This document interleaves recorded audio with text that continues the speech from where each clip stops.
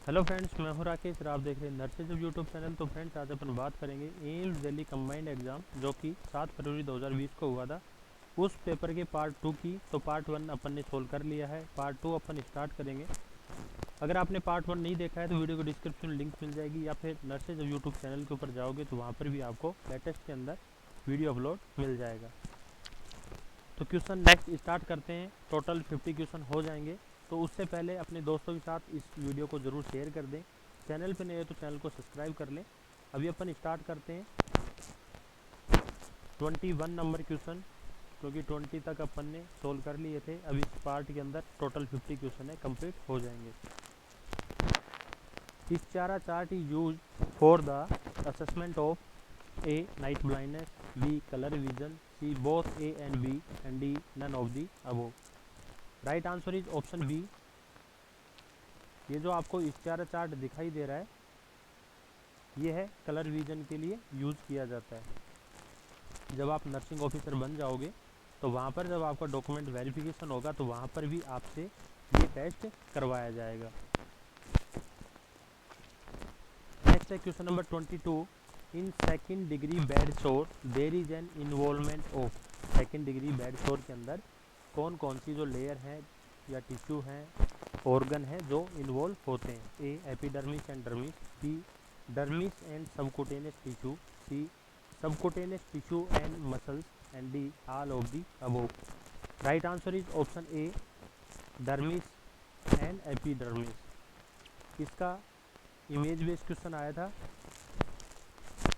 और इमेज है वो यहाँ पर सेंसिटिव होने की वजह से मैं यहाँ पर आपके सामने इस वीडियो के अंदर नहीं लेके आया, क्योंकि ये ब्लॉक हो जाती सेंसिटिव, उसके अंदर जो ऑर्गन्स हैं वो दिखाई देते इस वजह से। तो आप गूगल्स के ऊपर देख सकते हैं। नेक्स्ट है question number 23। Which of the following is the cardinal sign of pyloric stenosis. तो पाइलोरिक स्टेनोसिस का कार्डिनल साइन कौन सा होता है। A projectile vomiting, B fever, C diarrhoea, and D constipation. Right answer is option A, projectile vomiting. बहुत important question है, हर exam में बार बार ये रिपीट होता रहता है। नेक्स्ट है question number 24। In the following all are the contraindication for assessment of rectal temperature except. A colon surgery, B haemorrhoid and piles, C diarrhoea, and D constipation. इनमें से ये 3 हैं जो कि कॉन्ट्रा इंडिकेटेड हैं, और एक है वो अपन कर सकते हैं। तो राइट आंसर होगा ऑप्शन डी, कॉन्स्टिपेशन। तो कॉन्स्टिपेशन के अंदर अपन रेक्टल टेम्परेचर है वो मेजर कर सकते हैं। बाकी जो 3 है colon surgery, haemorrhoids and piles और डायरिया के अंदर अपन रेक्टल टेम्परेचर वो मेजर नहीं कर सकते। नेक्स्ट है question number 25। The core temperature is measured from which of the following side.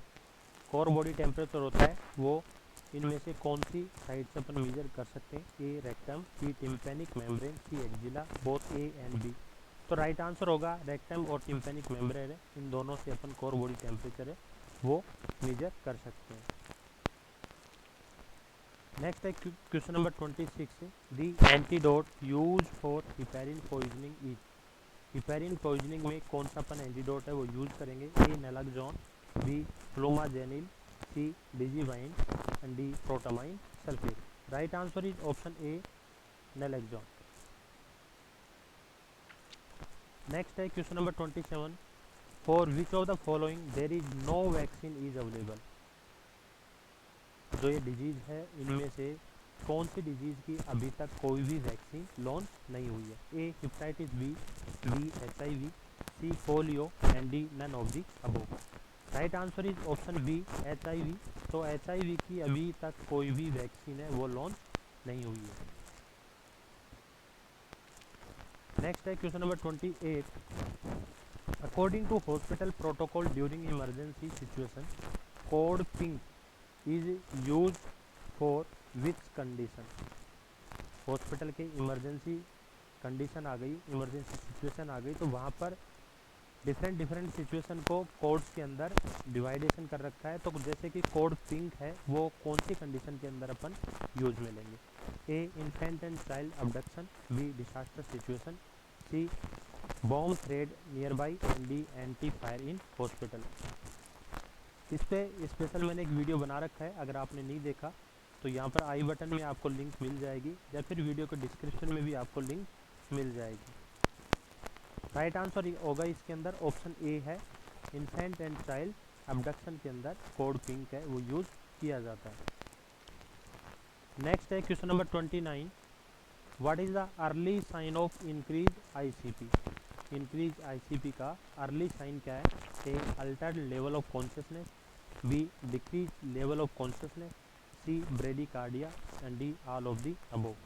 Right answer is option A altered level of consciousness. Next है question number 30, what is the purpose of using succinylcholine during the electroconvulsive therapy. Succinyl Colin का क्या purpose है ECT के दौरान? A reduction in oral secret, B muscle relaxant, C muscle contraction and D both B and C. Right answer is option B muscle relaxant. Succinyl Colin का ECT के अंदर muscle relaxant का काम है। Next है question number 31, which gauge cannula is use in blood transfusion. तो blood transfusion के अंदर कौन सा गोज का कैनुला है वो यूज किया जाएगा? A 26, B 18, C 22 and D 24। तो right answer is option B 18। 18 gauge cannula है वो ब्लड ट्रांसफ्यूजन के अंदर यूज लिया जाता है। नेक्स्ट है question number 32, which drug should be used raising the syringe before taking blood sample of ABG। तो ABG का जब सैंपल लेते हैं उससे पहले सिरिंज को किससे वॉश करते हैं? तो हिपेरिनाइज सिरिंज अपन करने के लिए हिपेरिन से सिरिंज को वॉश करते हैं। तो इसमें राइट आंसर हो जाएगा option A heparin.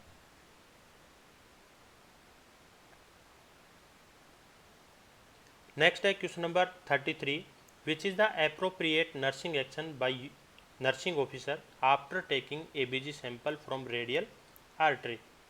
A put pressure on the site for 5 minutes with sterile pad, B clean with alcohol swab, C cover site with cloth piece and D none of the above। तो ये जो diagram भी आप देख रहे हैं इसके अंदर ABG सैंपल लिया जा रहा है। तो राइट आंसर होगा इसके अंदर option A put pressure on the site for 5 minute with स्ट्राइल pad, क्योंकि आर्टरी से अपन सैंपल लेते हैं और आर्टरी के अंदर प्रेशर होता है। अगर अपन उसके ऊपर प्रेशर नहीं लगाएंगे तो उससे ब्लड है ब्लीडिंग होने के चांसेस ज़्यादा रहेंगे। नेक्स्ट है question number 34, Chhaya oral contraceptive pills is. Chhaya जो ओरल कॉन्ट्रासेप्टिव पिल्स है वो क्या है? A non hormonal non steroidal, B hormonal and steroid, C non hormonal and steroid and D none of the above. तो right answer होगा इसमें option A है non hormonal and non steroidal oral contraceptive pill होती है छाया। अब इसके बारे में थोड़ा और डिटेल से देखें तो ये इसमें डायग्राम दिया हुआ है छाया का, और छाया को किस प्रकार से लेना है या फिर इसका किस नाम से ये आती है। यह है सैनक्रोमान जिसको छाया बोलते हैं, is to be taken twice a week for the first 3 months followed by once a week thereafter. To begin the use of Chhaya the woman is advise to take the first pill on the first day of period, which is the first day of bleeding, and the second pills 3 days later on 4th day of bleeding। तो ये है इसका use, कैसे इसको लेना है। Next आता है क्वेश्चन नंबर 35, बहुत इंपॉर्टेंट क्वेश्चन है, हर एग्जाम में आता है ये भी। ए 27-year-old female 16 week pregnant has 2-year-old twin who were born at 39 week gestation and a 5-year-old who was born at 40 weeks. She had no history of abortion. What is her GTPL score? आप में से maximum student इसको solve कर लेंगे। एक female है 27 साल की और वो 16 वीक की प्रेग्नेंट है, तो यहाँ पर जो ग्रेविडा है वो एक ये हो गया। नेक्स्ट आता है उसके हैं 2 ईयर के ट्विन प्रेगनेंसी हुई थी और वो भी 39 वीक के ऊपर, तो ये किसके अंदर आएगा, ट्रम्प के अंदर। ट्रम्प जो वो उसकी जो प्रेगनेंसी थी वो ट्रम्प थी, और एक ये वो हो गई है, तो 2 हो गए हैं ग्रेविडा। नेक्स्ट आता है 5 ईयर ओल्ड है, वो 40 वीक के ऊपर हुए थे, तो ये भी ट्रम ही है, तो 3 हो गए इसकी ग्रेविडा। और ट्रम्प पे हुए हैं तो एक ट्रम्प पे ये हो गया था और एक ट्रम्प पे ये हो गया था, तो 2 हो गए ट्रम्प पे। नेक्स्ट है सी हर नो हिस्ट्री ऑफ अबॉर्शन, तो उसकी कोई भी हिस्ट्री नहीं है अबॉर्शन की, तो ए हो गया 0।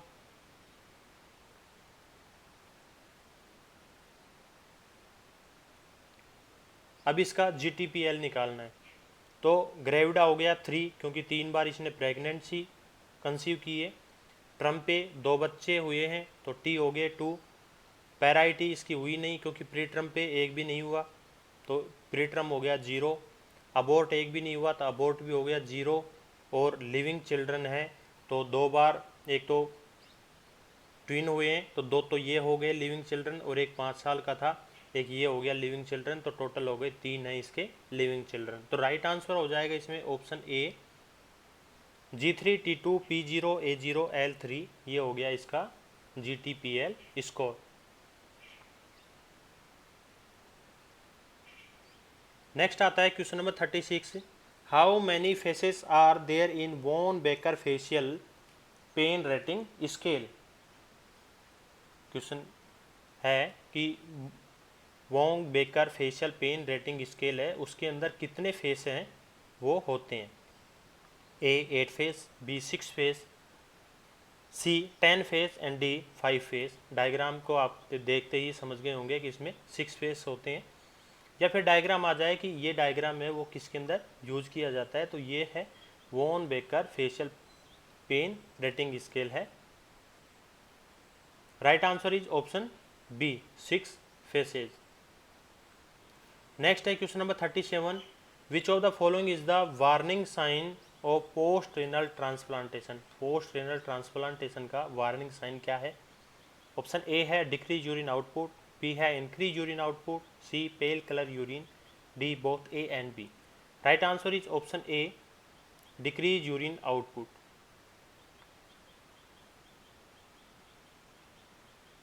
नेक्स्ट है, अगर इसके अदर साइन की बात करें तो अदर साइन होंगे इसके अंदर फ्लू लाइक सिम्टम भी दिखाई देगा, फीवर है 101 डिग्री फ़ारेनहाइट और इससे ज़्यादा फीवर है वो दिखाई देगा, decrease urine output, weight gain होगा, पेन और टेंडरनेस ओवर द ट्रांसप्लांट, और फटीग, ये इसके अदर साइन वो देखने को मिलेंगे। नेक्स्ट आता है question number 38, all of the following are the antiplatelet medication except A aspirin, B clopitap, C cangrelor and D conglob. इसमें पूछा है एक्सेप्ट, तो एंटीप्लेटलेट ड्रग्स कौन कौन सी हैं, एस्प्रिन एंटीप्लेटलेट है, क्लोपिटैप भी एंटीप्लेटलेट ड्रग्स है, और कॉनग्रेलोल भी एंटीप्लेटलेट ड्रग्स है, बट कॉनग्रेलोब एंटीप्लेटलेट ड्रग्स नहीं है, तो इसमें राइट आंसर हो जाएगा option D conglob is not the antiplatelet drugs. Aspirin है, इसकी खासियत ये होती है अगर अपन लो डोज अगर किसी पेशेंट को देंगे तो वो एंटीप्लेटलेट का फंक्शन है वो करेगी, और अगर इसकी हाई डोज देंगे तो ये एंटीपायरेटिक या फिर analgesic non steroidal anti inflammatory drugs है, वो उसका इसी इफेक्ट होगा। तो लो डोज होगा तो एंटीप्लेटलेट और हाई डोज होगा तो एंटीपायरेटिक इफेक्ट है ये करती है। नेक्स्ट आता है question number 39, another name for Cidex solution is A glutaraldehyde, B formaldehyde, C carbaldehyde and D carboxyaldehyde. Right answer is option A ग्लूट्रेल्डिहाइड।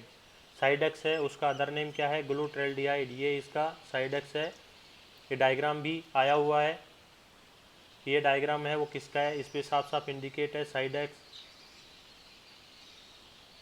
तो right answer is option A.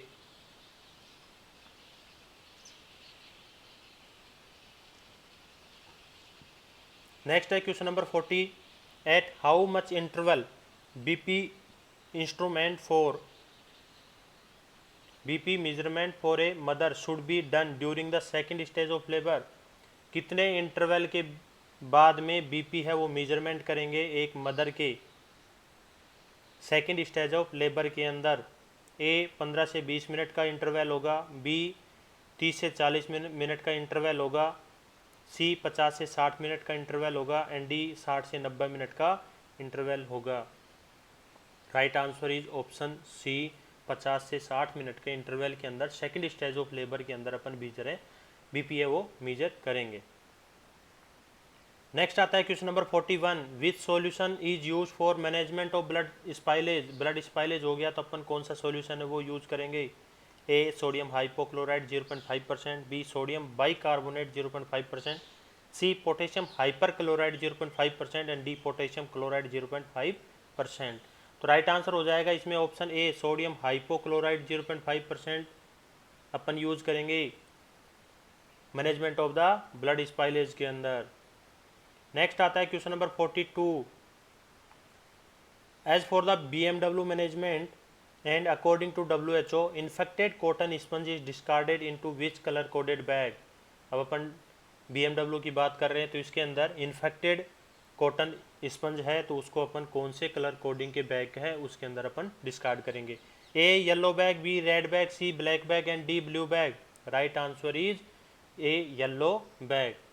Infected जो cotton bandage होती हैं उनको अपन yellow bag के अंदर discard करते हैं।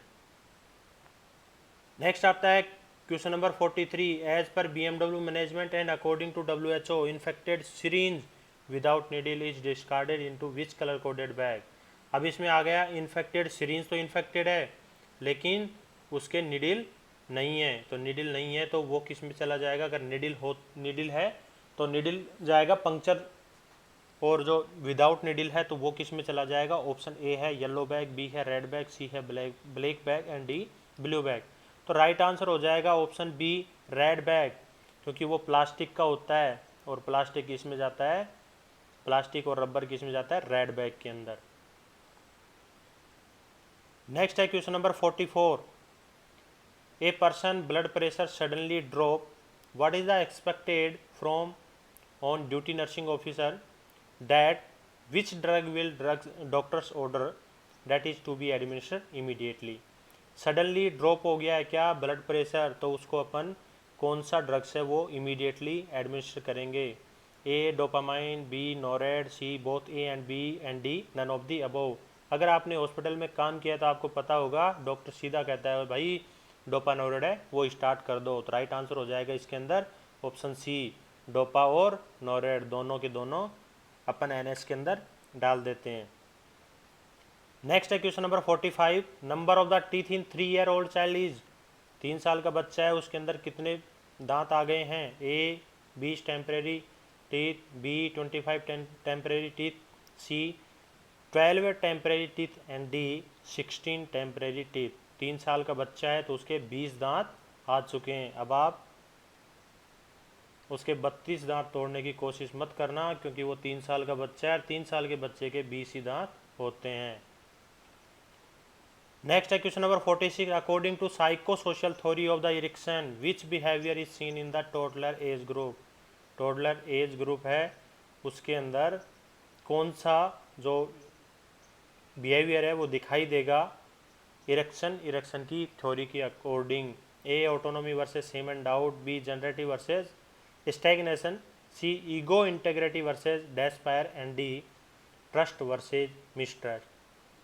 तो राइट आंसर हो जाएगा option A autonomy versus shame and doubt. भाई ये बहुत ही इंपॉर्टेंट क्वेश्चन है, हर एग्जाम के अंदर इरेक्शन की थ्योरी में से एक क्वेश्चन ज़रूर आता है, चाहे ये आ जाए टोटलर चाहे आ जाए इन्फेंट, किसी भी स्टेज से एक क्वेश्चन है वो आ सकता है।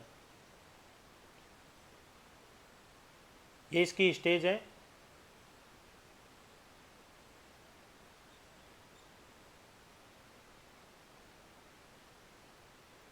स्क्रीनशॉट ले सकते हैं और इसको बाद में आप पढ़ सकते हैं। नेक्स्ट अपन बात करते हैं question number 47, when does the posterior fontanelle close in the baby, posterior fontanelle है वो कब क्लोज होते हैं? A 2 to 3 month, B 2 to 3 year, C 1 to 1.5 month and D 1 to 1.5 year. तो राइट आंसर होगा option C 1 to 1.5 month. Anterior जो fontanelle होते हैं वो होते हैं 1 से 1.5 साल के अंदर, और पोस्टीरियर फोंटेनल होते हैं वो होते हैं 1 से 1.5 मंथ के अंदर।